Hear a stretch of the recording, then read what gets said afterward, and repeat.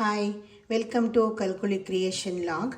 ನಾನಿವತ್ತು ಬಸಳೆ ಸೊಪ್ಪು ಮತ್ತು ಹಾಗೆ ಅದರದ್ದು ಕಡ್ಡಿಯನ್ನು ಬಳಸಿಬಿಟ್ಟು ಸಾಂಬಾರು ಮಾಡೋದು ಹೇಗೆ ಅಂತ ತೋರಿಸ್ಕೊಡ್ತಾ ಇದ್ದೀನಿ. ಇಲ್ಲಿ ನಾನು 1 ಕಪ್ ಆಗೋಷ್ಟು ಕಡ್ಡಿನ ತೊಗೊಂಡಿದ್ದೀನಿ. ಇದು ಇಬ್ಬರಿಗಾಗಷ್ಟು ಕ್ವಾಂಟಿಟಿ ನಾನು ಮಾಡ್ತಾ ಇರೋದು. ಹಾಗೆ ಸ್ವಲ್ಪ ನೋಡಿ, ಈ ರೀತಿ ಸೊಪ್ಪನ್ನು ಸಹ ಹೆಚ್ಚಿ ಇಟ್ಕೊಂಡಿದ್ದೀನಿ. ಕ್ವಾಂಟಿಟಿ ನೀವು ನಿಮಗೆ ಹೇಗೆ ಬೇಕಾದರೂ ಹಾಗೆ ನೀವು ಅಡ್ಜಸ್ಟ್ ಮಾಡ್ಕೊಳ್ಬೋದು. ಹಾಗೆ ಸ್ವಲ್ಪ ನೀರುಳ್ಳಿ, ಒಂದು ಚಿಕ್ಕ ನೀರುಳ್ಳಿಯನ್ನು ಹೆಚ್ಚಿ ಇಟ್ಕೊಂಡಿದ್ದೀನಿ. ಹಾಗೆ ಒಂದು ಚಿಕ್ಕ ಟೊಮೆಟೊನ್ನು ಸಹ ಈ ರೀತಿ ಹೆಚ್ಚಿಟ್ಕೊಂಡಿದ್ದೀನಿ. ಈಗ ಮೊದಲಿಗೆ ನಾನಿಲ್ಲಿ 1 ಟೇಬಲ್ ಸ್ಪೂನ್ ಆಗೋಷ್ಟು ನಾನು ತೊಗರಿಬೇಳೆನ ನೆನೆಸಿ ಇಟ್ಕೊಂಡಿದ್ದೀನಿ ನೀರಲ್ಲಿ. ಈಗ ನಾನೊಂದು ಪ್ರೆಷರ್ ಕುಕ್ಕರನ್ನು ಸ್ಟವ್ ಮೇಲೆ ಇಟ್ಬಿಟ್ಟು ಅದನ್ನು ಬಿಸಿ ಆಗೋದಕ್ಕೆ ಇಟ್ಕೊಂಡಿದ್ದೀನಿ. ಹಾಗೆ ಇಲ್ಲಿ ನಾನು ನೆನೆಸಿಟ್ಕೊಂಡಿರೋನ್ನೆಲ್ಲ ಆ ಬೇಳೆನೆಲ್ಲ ನಾನು ಕುಕ್ಕರಿಗೆ ಟ್ರಾನ್ಸ್ಫರ್ ಮಾಡ್ಕೊಳ್ತಾ ಇದ್ದೀನಿ. ಬೇಳೆನ ಸ್ವಲ್ಪ ಹೊತ್ತು ನೆನೆಸೋದ್ರಿಂದ ಅದು ಬೇಗ ಕರ್ಗಿನೂ ಸಹ ಬೇಯುತ್ತೆ. ಹಾಗೆ ಸ್ವಲ್ಪ ನೆನೆಸೋದ್ರಿಂದ ಅದರದ್ದು ಗ್ಯಾಸ್ ಆಗುವಂತಹ ಪ್ರಾಬ್ಲಮನ್ನು ಸಹ ನಮಗೆ ಅವಾಯ್ಡ್ ಆಗುತ್ತೆ. ಇವಾಗ ಬೇಳೆನ ಕುಕ್ಕರಿಗೆ ಹಾಕ್ಕೊಂಡ ನಂತರ ನಾನು ಇಲ್ಲಿ ಪುನಃ ಮತ್ತೊಂದು ಅರ್ಧ ಕಪ್ ಆಗೋಷ್ಟು ನೀರನ್ನು ಆ್ಯಡ್ ಮಾಡ್ತಾ ಇದ್ದೀನಿ. ಬೇಳೆ ಬೇಯೋದಕ್ಕೆ ನಮಗೆ ನೀರು ಸ್ವಲ್ಪ ಬೇಕಾಗೋದ್ರಿಂದ ನಾನಿಲ್ಲಿ ಅರ್ಧ ಕಪ್ಪಷ್ಟು ಆ್ಯಡ್ ಮಾಡ್ಕೊಂಡಿದ್ದೀನಿ. ಹಾಗೆ 1 ಚಿಟಿಕೆಯಷ್ಟು ಅರಿಶಿನ ಪುಡಿನೂ ಸಹ ನಾನು ಹಾಕ್ಕೊಳ್ತಾ ಇದ್ದೀನಿ. ಇವಾಗ ಇದಕ್ಕೆ 1-2 ಡ್ರಾಪ್ ಆಗೋಷ್ಟು ಕುಕ್ಕಿಂಗ್ ಆಯಿಲನ್ನು ನಾನಿಲ್ಲಿ ಹಾಕ್ಕೊಳ್ತಾ ಇದ್ದೀನಿ. ಇದರಿಂದ ಬೇಳೆ ಚೆನ್ನಾಗಿ ಕರ್ಗಿ ಬೇಯುತ್ತೆ. ಅದಕ್ಕಾಗಿ ನಾವು 1-2 ಡ್ರಾಪು ಎಣ್ಣೆನ ಆ್ಯಡ್ ಮಾಡಿಕೊಂಡ್ರೆ ಸಾಕಾಗುತ್ತೆ. ಇವಾಗ ನಾವು ಲಿಡ್ ಕವರ್ ಮಾಡಿಬಿಟ್ಟು ಇದನ್ನು 1-2-3 ವಿಷಲ್ಲು ಕೂಗಿಸ್ಕೊಂಡ್ರೆ ಇದು ಚೆನ್ನಾಗಿ ಕರ್ಗಿ ಬೇಯುತ್ತೆ. ಇವಾಗ ನಾನು ಲಿಡ್ಡು ಕವರ್ ಮಾಡಿದ್ದೀನಿ. ಈಗ ಇದು ಪ್ರೆಷರ್ ಕುಕ್ಕರು, ಪ್ರೆಷರೆಲ್ಲ ಹೋಗಿಬಿಟ್ಟು ಕೂಲ್ ಆಗಿದೆಲ್ಲ, ನಾನು ಲಿಡ್ಡು ಓಪನ್ ಮಾಡ್ತಾ ಇದ್ದೀನಿ. ಇದು ನೋಡಿ, ಬೇಳೆ ಎಲ್ಲ ಚೆನ್ನಾಗಿ ಕರಗಿಬಿಟ್ಟು ಬೆಂದಿದೆ ನೋಡಿ. ಈ ರೀತಿ ಇಷ್ಟಾದರೆ ಸಾಕಾಗುತ್ತೆ. ನಾವು ಕಡ್ಡಿಗಳನ್ನು ಏನು ಇಟ್ಕೊಂಡಿದ್ದೀವಲ್ಲ ಬಸಳೆದು, ಅದನ್ನು ಇದಕ್ಕೆ ಆ್ಯಡ್ ಮಾಡ್ಕೊಳ್ತಾ ಇದ್ದೀನಿ. ನಂತರ ಸೊಪ್ಪು ನಾವು ಹೆಚ್ಚಿಟ್ಕೊಂಡಿದ್ದೀವಲ್ಲ ಇದನ್ನು ಸಹ ಆ್ಯಡ್ ಮಾಡ್ಕೊಳ್ತಾ ಇದ್ದೀನಿ. ಇದು ಕ್ವಾಂಟಿಟಿ ನಿಮಗೆ ಜಾಸ್ತಿ ಇದೆ ಅನ್ನೋದಾದರೆ ನೀವು ಸ್ವಲ್ಪ ಜಾಸ್ತಿ ಬೇಳೆ ಎಲ್ಲದನ್ನು ನೀವು ಉಪಯೋಗಿಸ್ಬೋದು. ಟೊಮೆಟೊ, ಬೇಳೆ ಹಾಗೆ ಖಾರನೂ ಅಷ್ಟೇ ನೀವು ಜಾಸ್ತಿ ಕ್ವಾಂಟಿಟಿಯಲ್ಲಿ ಮಾಡ್ಕೊಳ್ಬೋದು. ನಂತರ ನೀರುಳ್ಳಿನೂ ಸಹ ನಾನು ಆ್ಯಡ್ ಮಾಡ್ಕೊಳ್ತಾ ಇದ್ದೀನಿ. ಇದಾದ ನಂತರ ನಾನು ಈ ಟೊಮೆಟೊ ಇಟ್ಕೊಂಡಿದ್ದೀನಲ್ಲ ಇದನ್ನು ಸಹ ಆ್ಯಡ್ ಮಾಡ್ಕೊಳ್ತಾ ಇದ್ದೀನಿ. ಈಗ ನಾವು ಇದಕ್ಕೆ ಸ್ವಲ್ಪ ನೀರನ್ನು ಆ್ಯಡ್ ಮಾಡಬೇಕಾಗತ್ತೆ. ಇದಕ್ಕೆ ನಾನು ನೀರನ್ನು ಹಾಕ್ತಾ ಇದ್ದೀನಿ. ಇಲ್ಲಿ ಒಂದು ಅರ್ಧ ಕಪ್ ಆಗೋಷ್ಟು ನಾನು ನೀರನ್ನು ಹಾಕ್ಕೊಳ್ತಾ ಇದ್ದೀನಿ. ನೀವು ಬೇಕು ಅಂದರೆ ಜಾಸ್ತಿನೂ ಸಹ ಆ್ಯಡ್ ಮಾಡ್ಕೊಳ್ಬೋದು. ನಂತರ ಲಾಸ್ಟಲ್ಲಿ ಒಂದು ಅರ್ಧ ಟೀ ಸ್ಪೂನ್ ಆಗೋಷ್ಟು ನಾನು ಉಪ್ಪನ್ನು ಆ್ಯಡ್ ಮಾಡ್ತಾ ಇದ್ದೀನಿ. ಇದಿಷ್ಟನ್ನು ಆ್ಯಡ್ ಮಾಡಿಬಿಟ್ಟು ನೀವು ಒಂದ್ಸರಿ ಇದನ್ನು ಚೆನ್ನಾಗಿ ಮಿಕ್ಸ್ ಮಾಡಿಬಿಟ್ಟು ಪುನಃ ಲಿಡ್ ಕವರ್ ಮಾಡಿ ನಾವು ಇದನ್ನು, ಸೊಪ್ಪು ಬೇಗ ಬೇಯುತ್ತೆ ಆದರೆ ಈ ಕಡ್ಡಿ ಸ್ವಲ್ಪ ಗಟ್ಟಿ ಇರೋದ್ರಿಂದ ನೀವು 2-3 ಬರ್ಸ್ಬೋದು ವಿಷಲನ್ನು. ಪುನಃ ಲಿಡ್ ಕವರ್ ಮಾಡೋಣ. ನೀವು ಫ್ಲೇಮನ್ನು ಹೈಯಲ್ಲೇ ಇಟ್ಕೊಳ್ಬೋದು. ಇವಾಗ ನಾನು ಖಾರನ ಯಾವುದ್ಯಾವುದು ಪದಾರ್ಥ ಉಪಯೋಗಿಸ್ಬಿಟ್ಟು ರೆಡಿ ಮಾಡ್ಕೊಳ್ಳೋದು ಅಂತ ತೋರಿಸ್ತೀನಿ.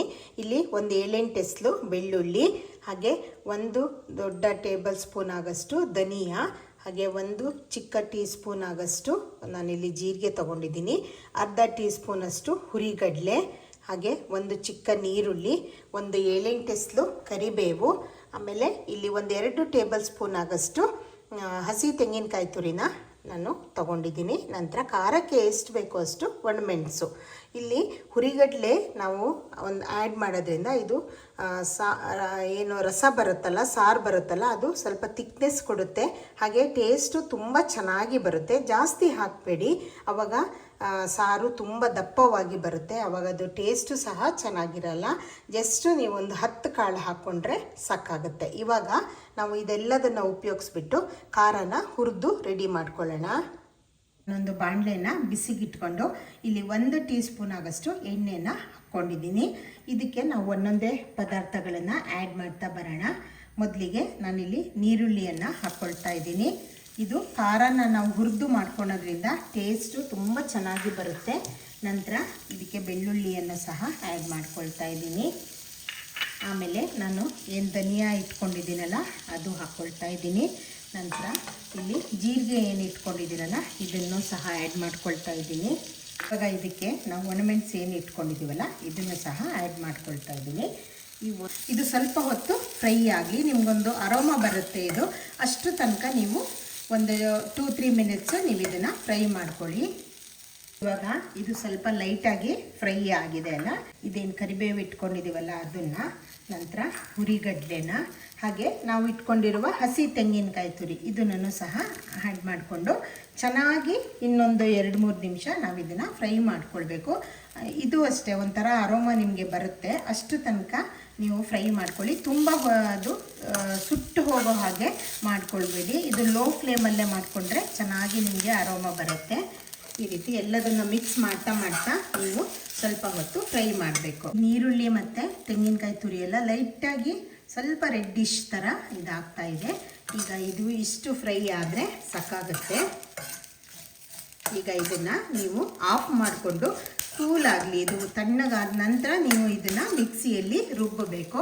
ಸ್ವಲ್ಪ ಹುಣಸೆ ಹಣ್ಣನ್ನು ಆ್ಯಡ್ ಮಾಡ್ಕೊಳ್ಬೇಕು, ತುಂಬ ಜಾಸ್ತಿ ಏನು ಬೇಡ, ಯಾಕಂದರೆ ಬಸಳೆ ಸೊಪ್ಪು ಸ್ವಲ್ಪ ಸೊಪ್ಪು ಹುಳಿನೇ ಇರುತ್ತೆ, ಹಾಗಾಗಿ ಜಾಸ್ತಿ ಏನು ಹಾಕ್ಕೊಳ್ಳೋದು ಬೇಡ.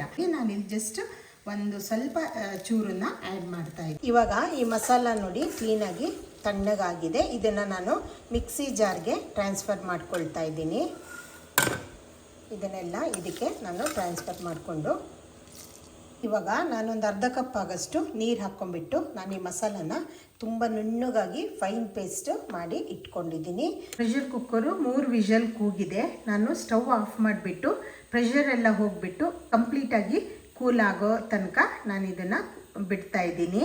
ಲಿಡ್ ಓಪನ್ ಮಾಡ್ಕೊಳ್ತಾ ಇದ್ದೀನಿ. ನೋಡಿ ಇದು ಚೆನ್ನಾಗಿ ಬೆಂದಿದೆ. ಇವಾಗ ರುಬ್ಕೊಂಡಿರುವ ಈ ಮಸಾಲಾನ ಆ್ಯಡ್ ಮಾಡ್ತಾ ಇದ್ದೀನಿ ನಾನು. ಮತ್ತು ನೋಡಿ ಇದಕ್ಕೊಂದು ಅರ್ಧ ಕಪ್ ಆಗೋಷ್ಟು ನೀರನ್ನು ಆ್ಯಡ್ ಮಾಡಿಕೊಂಡು ಈ ರೀತಿ ಹಾಕ್ಕೊಳ್ತಾ ಇದ್ದೀನಿ. ಕನ್ಸಿಸ್ಟೆನ್ಸಿ ನಿಮಗೆ ಹೇಗೆ ಬೇಕೋ ಹಾಗೆ ನೀವು ನೋಡಿಬಿಟ್ಟು ಆ್ಯಡ್ ಮಾಡ್ಕೊಳ್ಳಿ. ಇವಾಗ ಇದನ್ನು ಮಿಕ್ಸ್ ಮಾಡೋಣ. ನೀವು ಈ ಮಸಾಲನೆಲ್ಲ ಮಿಕ್ಸ್ ಮಾಡಿದ್ಮೇಲೆ ನಿಮಗೆ ಕನ್ಸಿಸ್ಟೆನ್ಸಿ ಗೊತ್ತಾಗುತ್ತೆ. ನೀರು ಬೇಕು ಅಂದರೆ ನೀವು ಪುನಃ ನೀರನ್ನು ಆ್ಯಡ್ ಮಾಡ್ಕೊಳ್ಬೋದು. ಇವಾಗ ಫ್ಲೇಮನ್ನು ನೀವು ಹೈಯಲ್ಲಿ ಇಟ್ಕೊಳ್ಳಿ. ನೋಡಿ ಇದು ಸ್ವಲ್ಪ ಗಟ್ಟಿಯಾಗೇ ಇದೆ. ಇನ್ನೊಂದು ಸ್ವಲ್ಪ ನೀರನ್ನು ನಾನು ಇದಕ್ಕೆ ಆ್ಯಡ್ ಮಾಡ್ಕೊಳ್ತಾ ಇದ್ದೀನಿ. ಈ ಮಸಾಲ ಚೆನ್ನಾಗಿ ಕುದಿಬೇಕಾಗಿರೋದ್ರಿಂದ ನಾನು ಮತ್ತೆ ಇಲ್ಲೊಂದು ಕಪ್ ಆಗೋಷ್ಟು ನೀರನ್ನು ಆ್ಯಡ್ ಮಾಡ್ಕೊಳ್ತಾ ಇದ್ದೀನಿ. ಇದು ಚೆಂದ ಕುದಿ ಬಂದರೆ ಮಾತ್ರ ಎಲ್ಲ ನಾವು ಬಸಳೆದೆಲ್ಲ ಕಡ್ಡಿ ಇರುತ್ತಲ್ಲ ಅದಕ್ಕೆಲ್ಲ ಮಸಾಲ ಚೆನ್ನಾಗಿ ಹಿಡ್ಕೊಳ್ಳುತ್ತೆ.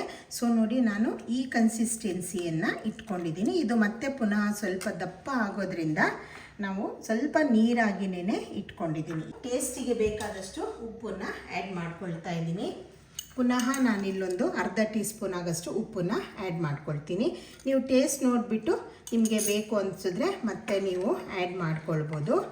ಇಷ್ಟು ಪುಡಿ ಬೆಲ್ಲನ ಹಾಕ್ಕೊಳ್ತಾ ಇದ್ದೀನಿ. ಇದು ನಿಮಗೆ ಎಲ್ಲ ಟೇಸ್ಟನ್ನು ಬ್ಯಾಲೆನ್ಸ್ ಮಾಡುತ್ತೆ. ಆಪ್ಷನಲ್ಲು, ಇದು ನಿಮಗೆ ಬೇಡ ಅಂದರೆ ನೀವು ಇದನ್ನು ಸ್ಕಿಪ್ಪು ಸಹ ಮಾಡ್ಕೊಳ್ಬೋದು, ಆದರೆ ಟೇಸ್ಟು ಚೆನ್ನಾಗಿ ಬರುತ್ತೆ. ಹಾಗೆ ಉಪ್ಪು ಹುಳಿ ಖಾರ ಎಲ್ಲದನ್ನು ಇದು ಬ್ಯಾಲೆನ್ಸ್ ಮಾಡುತ್ತೆ. ಹಾಗಾಗಿ ನಾನಿಲ್ಲಿ ಒಂದು ಅರ್ಧ ಟೀ ಸ್ಪೂನ್ ಆಗೋಷ್ಟು ನಾನು ಬೆಲ್ಲನ ಆ್ಯಡ್ ಮಾಡ್ತಾ ಇದ್ದೀನಿ. ಇವಾಗ ನಾನು ಹೀಗೇನೆ ಲಿಡ್ಡನ್ನು ಕವರ್ ಮಾಡಿಬಿಟ್ಟು ಇದನ್ನು ಚೆನ್ನಾಗಿ ಬಾಯ್ಲ್ ಆಗೋದಕ್ಕೆ ಬಿಡ್ತಾ ಇದ್ದೀನಿ. ನಾವು ಅದಕ್ಕೆ ಒಗ್ಗರಣೆ ಮಾಡ್ಕೊಳ್ಳೋದಕ್ಕೆ ನಾನಿಲ್ಲಿ 1 ಟೀ ಸ್ಪೂನ್ ಆಗೋಷ್ಟು ಸಾಸಿವೆ ತೊಗೊಂಡಿದ್ದೀನಿ. ಹಾಗೆ 1 ಪಿಂಚ್ ಆಗೋಷ್ಟು ನಾನಿಲ್ಲಿ ಹಿಂಗೆ ಇಟ್ಕೊಂಡಿದ್ದೀನಿ.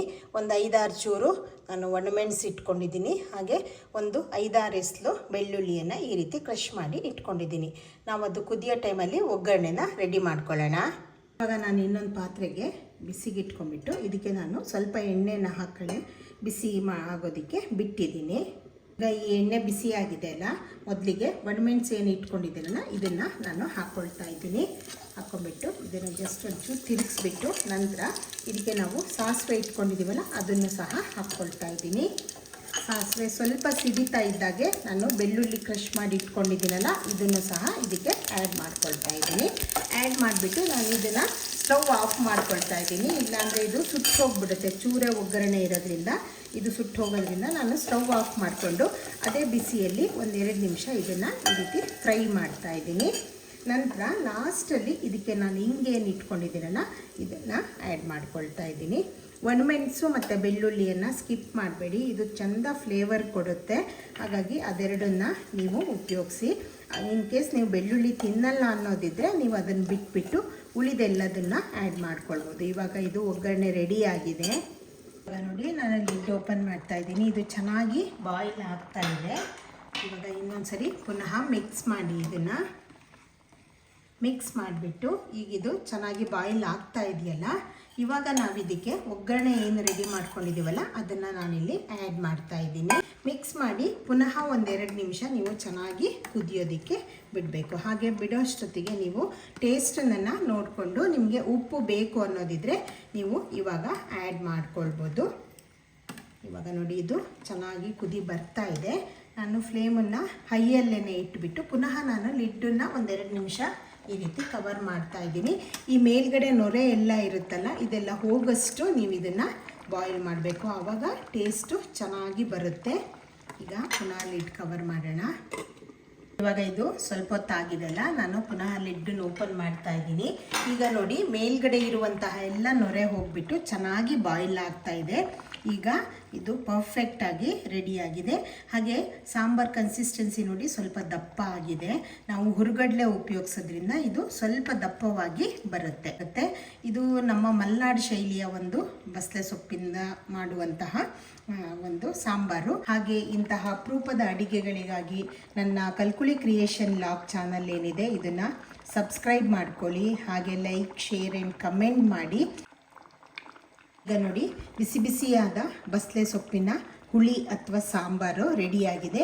ಇದು ಬಿಸಿ ಅನ್ನದ ಜೊತೆಗೂ ತುಂಬ ಟೇಸ್ಟಿಯಾಗಿ ಬರುತ್ತೆ.